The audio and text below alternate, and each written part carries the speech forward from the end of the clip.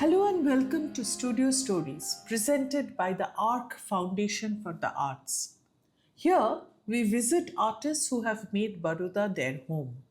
They have welcomed us into their homes and studios to talk about their diverse lives, stories, and choices, all united in their conviction towards the arts.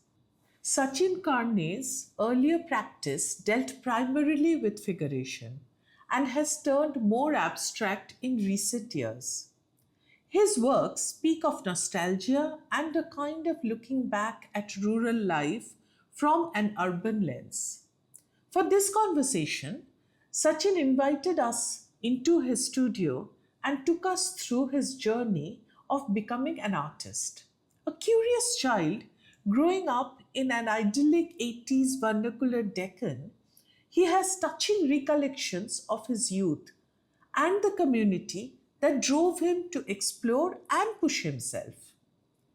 His works have been displayed across the world with notable solo shows at China and Amsterdam, to name a few. His recent solo show, Manthan, exhibited in Baroda and explored the existentialism that churns through society, leading to both beauty and pain. It was interesting to listen to his transition from semi rural to urban life, from bhajan mandalis to art house theatres, and significantly, the different educational traditions that led him to Baroda and its complex worlds of dissent, discussion, and socio-political discourses. If you can start with the beginning. Right. Oh, my beginning is can start from the school days.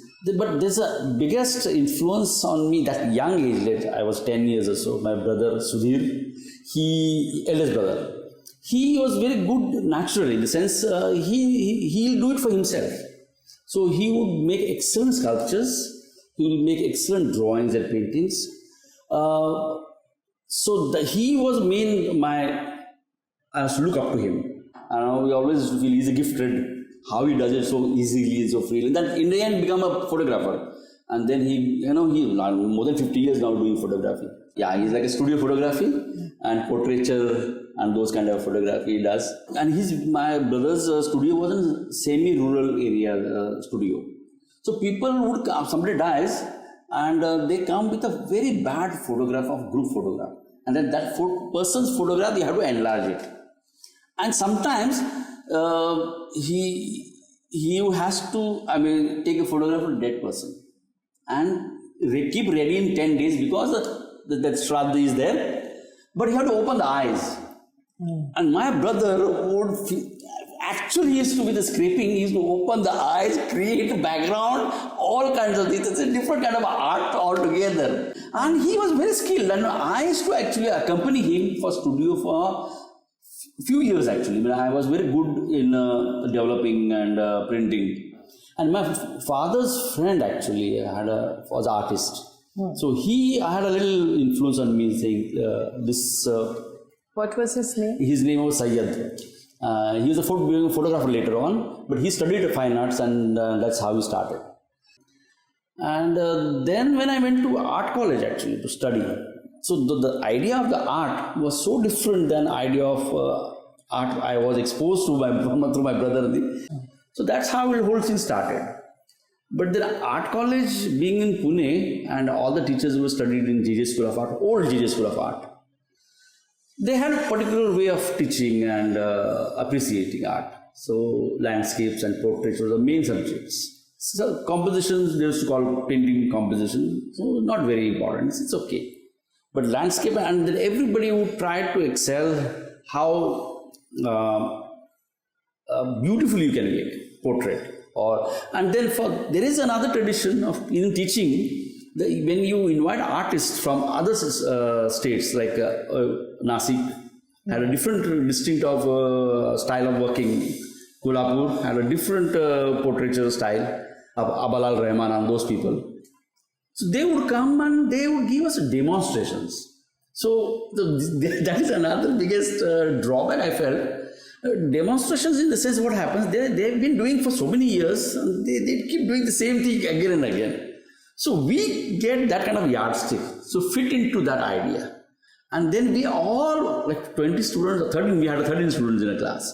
Everybody's art was similar because demonstration, how to handle paint. So that was a journey, and then during that time actually I started earning little bit. I used to make signboards. Then I used to do some banners for the government schemes. And there is a government education department who would ask us to make some kind of charts for children to teach art. So as usual, every Maharashtrian student from village, they go to, last stop is JJ School of Art. And art history we studied about Shantiniketan, but Baroda was never taught. So I went there for art education because, those days you have to have some kind of economical independence. But it's a very theoretical course, like psychology and all those things, methodology, teaching. There I didn't like so much, but I finished that year, 1 year, so 1 year course. But over there, actually, and during my undergraduate course, I was writing a thesis. We had a thesis writing. Well, thesis was not marked by government examination, but our principal insisted that you have to write something. Who was your principal? Our principal was Divakar Degle, and he was no more. This was in Bombay? Pune, that was in Pune. So I happened to take in this N.S. Bendre. And Bendre had a link with Baroda, which I didn't know that. So I used to go to every Saturday, Sunday to meet him, take his interview. And he would just welcome me into his studio. And I was a student, and he said once, you come with a notebook and write what I say. Next time you come, bring your sketchbook. Yeah. So I said, okay, I'll bring my sketchbooks. When I took my sketchbooks, he saw and he liked it so much. He said, you go to Baroda and learn sculpture. You have some sculptural thing in your drawing. I said, where is Baroda? He said, there is another teacher in JJ School of Art. He'll guide you how to go to Baroda. So Anant Bowlekar, the teacher who studied in Baroda. That's how I got introduced to Baroda. There is some curiosity. I thought, what is Baroda? And then that's how I entered into Baroda. And Baroda, actually, my art life started in Baroda. I can say that Baroda, Pune also gave me some technical foundation. JJ School also gave some kind of a technical foundation, which is needed now. I feel it. But actual getting into creative aspect of art, let's just started in Baroda. We never tried to enter inside the subject. That's what I felt after coming to Baroda.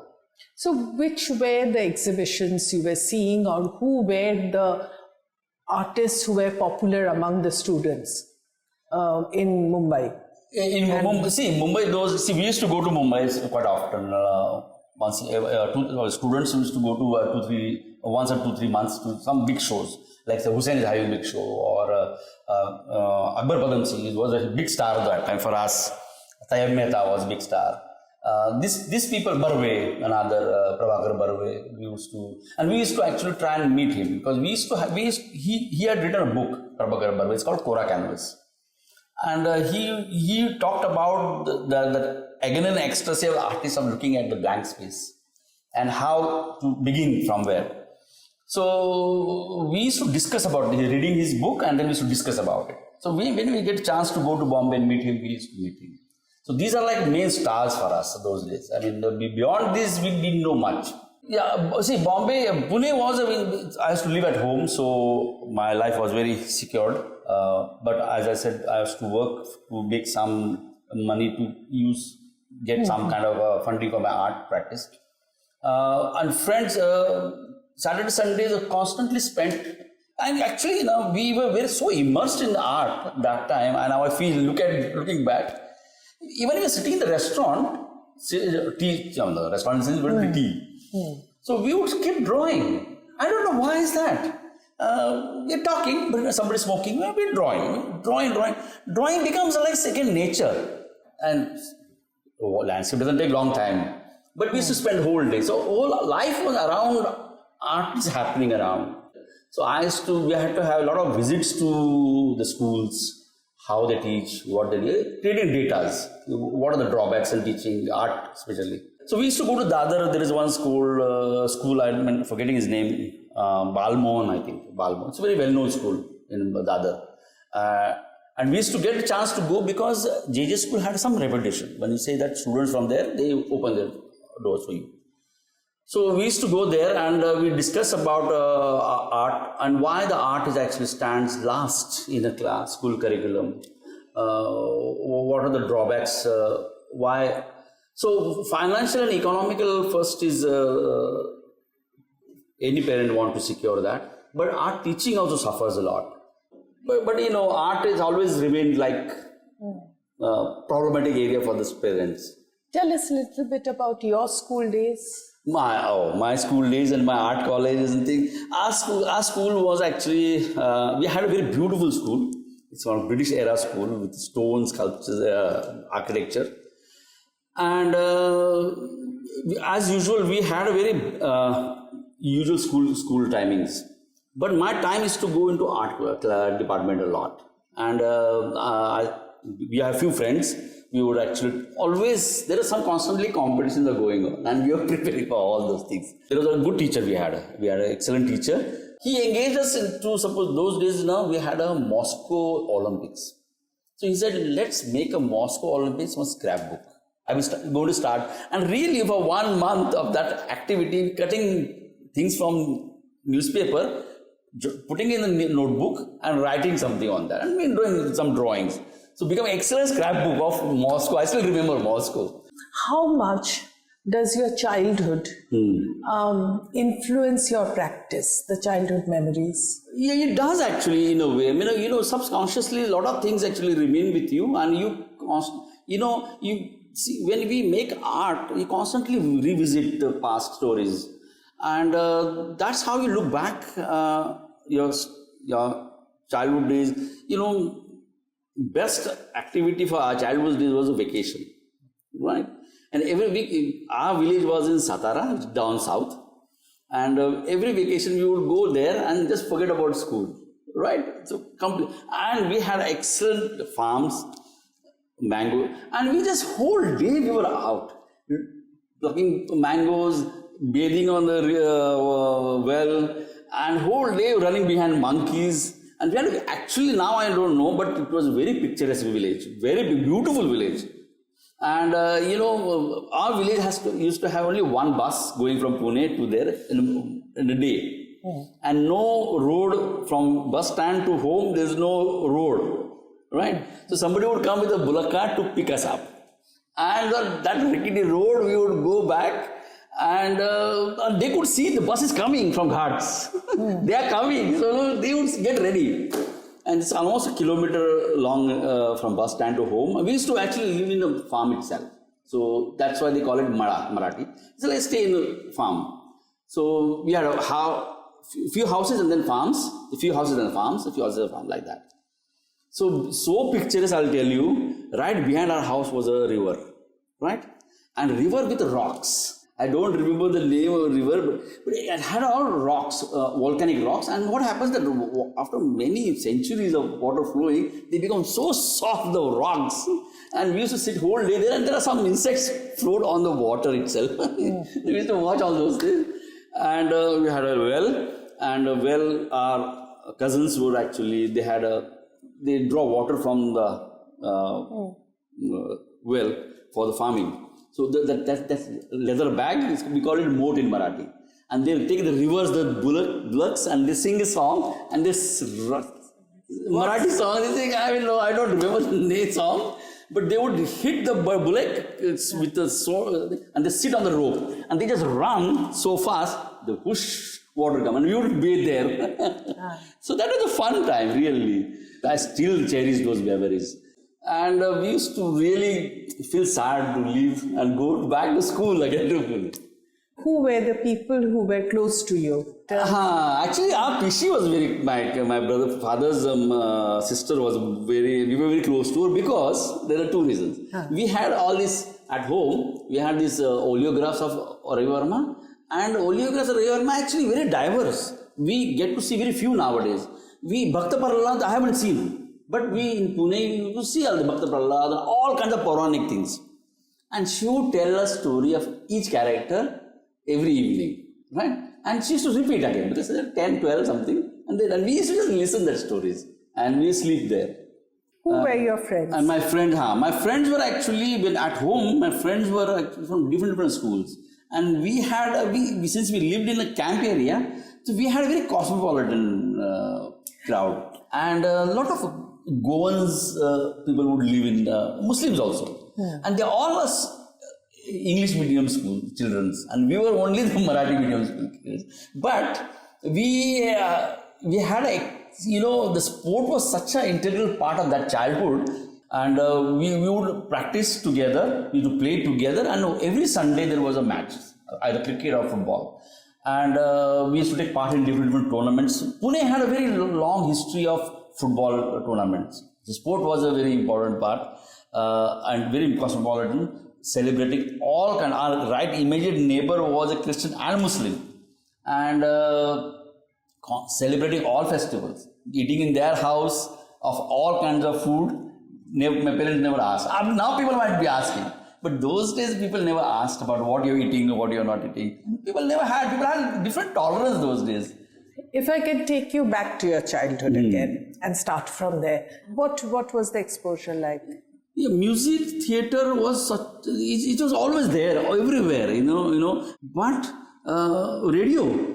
Every evening there was a 9 to 10 there was a play, and whole family after dinner everybody lying down and listening to radio. And the music festivals, Samay Gandharva festival and big festival. Then actually we started going when I gone to art college, because I started moving on my own. Right. But family wise, only radio was the only source of music and theatre. Yeah. Like once my first theatre I saw was Theatre Academy's Ghajiram Kotwal, and that too by Jabbar Patel and this Mohan Agache was the main character. But was music only Bollywood?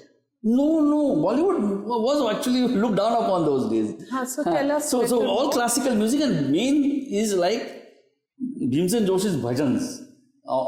He's because see what happened in Maharashtra, Jnaneshwar and Tukaram become major saint poets, and their poetry is sung by Bhimsen Joshi so much into bhajans. Yeah. So that was the main thing all the time. Everybody's house, those were playing all the time. But Bollywood was actually not. We used to really had to lie to parents where you are going and save money and go watch film, because big no for films. But going and see, though that age you wanted all these action films. So Dharmendra was a big hero. Yeah. So all this.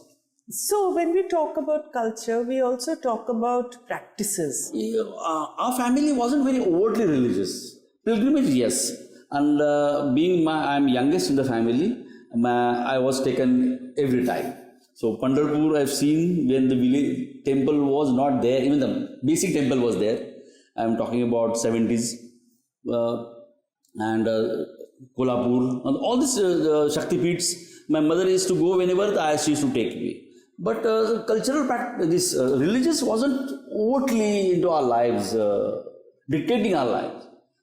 That wasn't there. We actually, food-wise also, very open kind of a thing. Every Eid and Christmas was like celebrated like our festival. I used to keep my new clothes for Christmas. I didn't know what is that. Right. But, yeah. So, but now changed. But our family hasn't changed much. But I can see that those families, Christians and Muslims, slowly moved out in front of us. We didn't realize why they're going. But now I feel why they're going. So, So in terms of consciousness about social issues, I know now you are very conscious.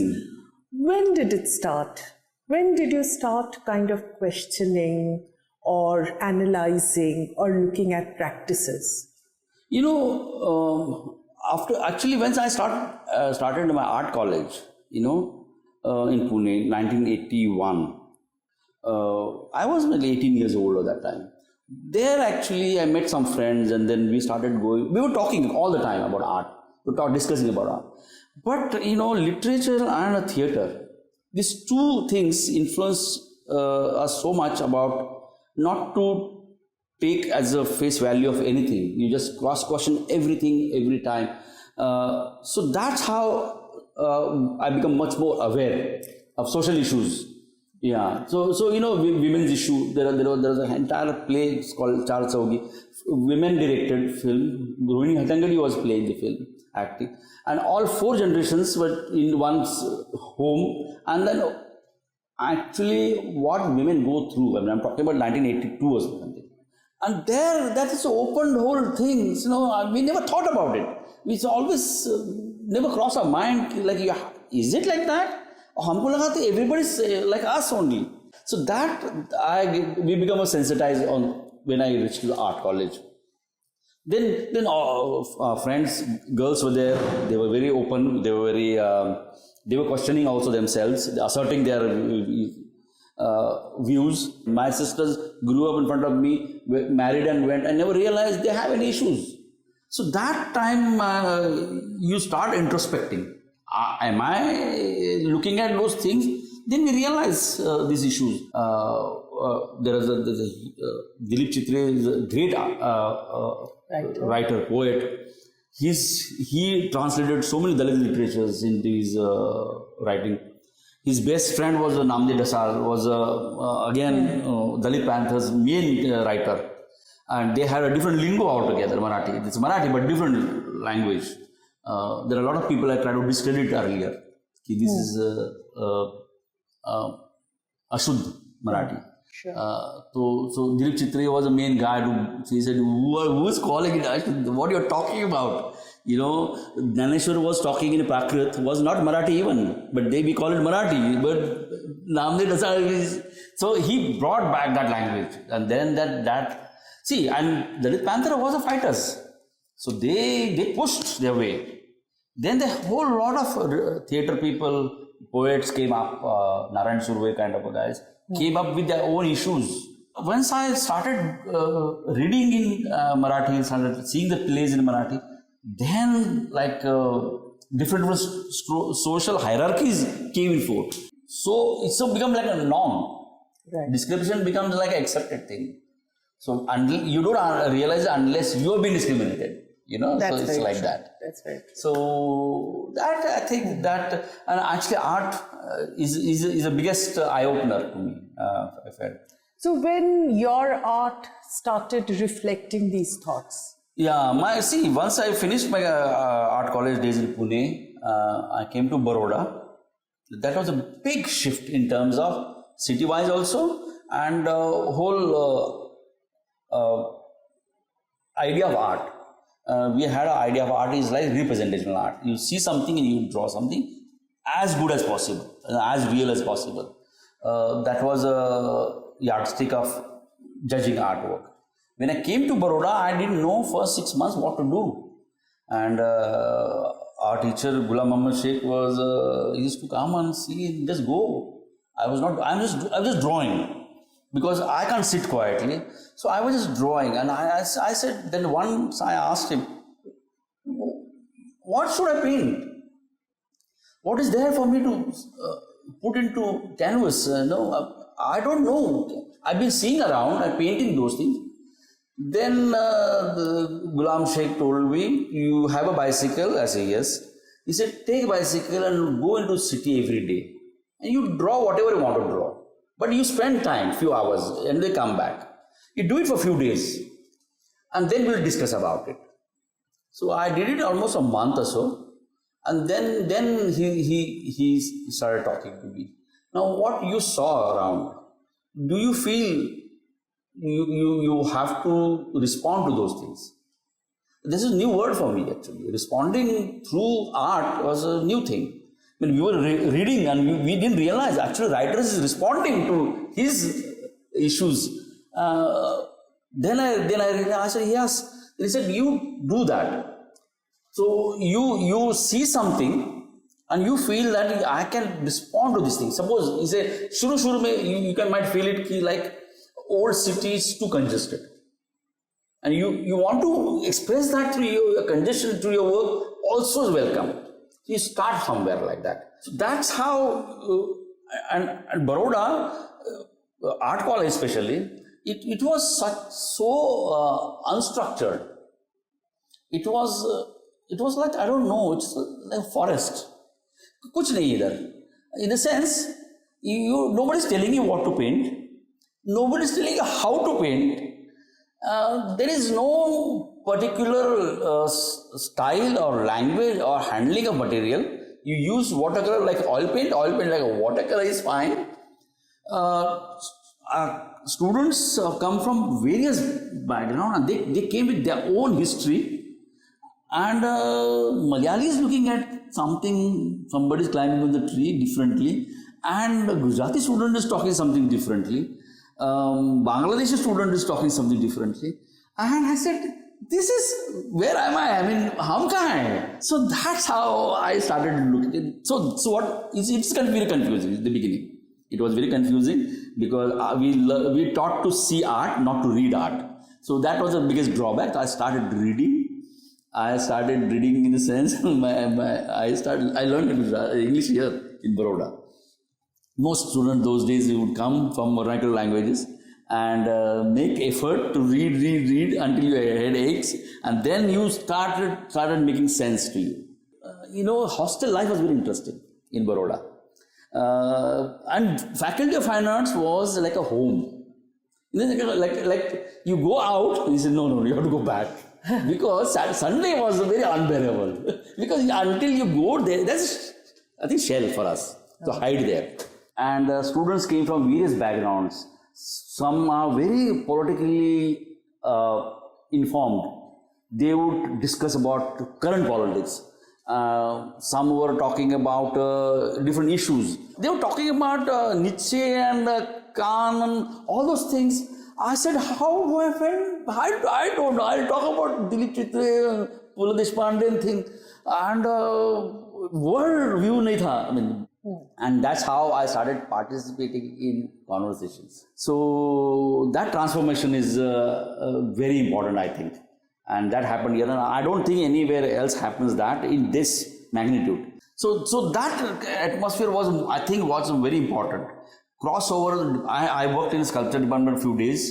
Ratilal Kansodaria was working downstairs, and I worked in the clay modeling because I told him, my guru told me, Bandre, you have to go and work in sculpture. I have to, mitti kaam karo. I worked there. I worked in the graphic department, made some plates there, printmaking. So this crossover was very important, I think. And then and as I said, Mayur Gupta was energy. So we were like traveling was a major factor. So these things are actually a sense of adventure. Adventure, absolutely. Yeah. Whole night we would sit on the bus stand for next morning bus. We never complain about it. I met Nilanjana in that time. So what did she bring? She brought a worldview, I think. I felt about it because she actually is very well read literature wise. So she would instantly interject if I say something. And there's a context she will put forward. Yeah, this is what. I didn't know about writers like Maya Angelou, Joan Baez, and Bob Dylan, those kind of writing. So these international issues, I felt we are actually connected. But the lovely thing was that because it was such a sense of community, if one person had a magazine, it really was fast. Right. So everybody, Art News, I think Mark got few magazines. Correct. And we were really, you are right in saying we were extremely hungry. Yeah. Because see, another thing, we never know when you're going to get back this. So you read inside out. How did you decide to stay back? So after finishing art college, it was a big question mark for everyone. Now, after finishing college, until college, you were excused. You excuse yourself also, you're a student. We are allowed to make mistakes, that's okay. But after finishing college, you become an artist and you're not ready. So I thought art will be, we end up in like this, no gallery showing on the road. So we don't want to go from art college. But then degree finished, Ghulam Sheikh said, no, you have to go out. So the pocket-friendly city, Baroda was a very pocket-friendly city. I worked in Bal Bhavan. Then there was a advertisement for school teaching in Ankleshwar. I accepted that. And the principal was from Mayo School, Bhattacharya. So I established entire sculpture department there. I went to Navsari to buy clay and came in with a truck from Navsari to buying clay. He gave money, buy whole truckload of mitti. But Baroda, always something was happening with us. And those days, every young artist wanted catalog. Because they felt if something you publish means you'll remain with people and give you some credibility. It's kind of a certificate. You had an exhibition. So, we designing ourselves only. IPCL, Nagji Patel was an advisor there. And he said, come with a proposal, write a letter to the director, we'll see. But you have to give art. You have to give art in return. So, okay. I gave 2 drawings, got 3,000 rupees and printed the whole catalog with that money. So this is how actually barter system was there. The support system was there actually, in a way. There are some artists bought my work and but 1,000 rupees, 500. 500 rupees was enough for the whole month you can survive. Sure. So Baroda was pocket friendly and densely populated with artists. So community feeling, you're connected to the people. That's how we stayed on. I stayed on. And then I thought, I can't go anywhere else.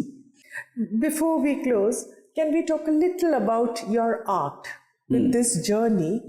How did your art change, shape? Right.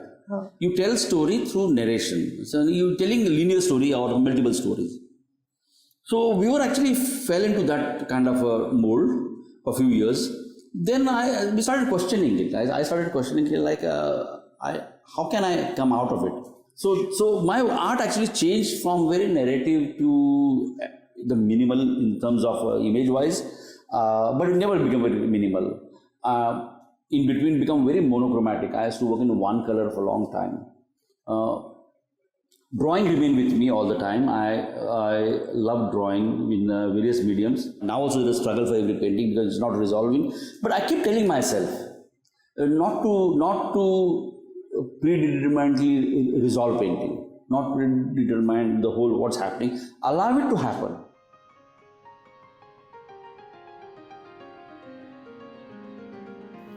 This is an oral history project presented by the Arc Foundation for the Arts. Music is Rag Yaman by Vibal Sara, with our thanks to UD Entertainment Private Limited. Special thanks to Sachin Karne. Thank you for listening.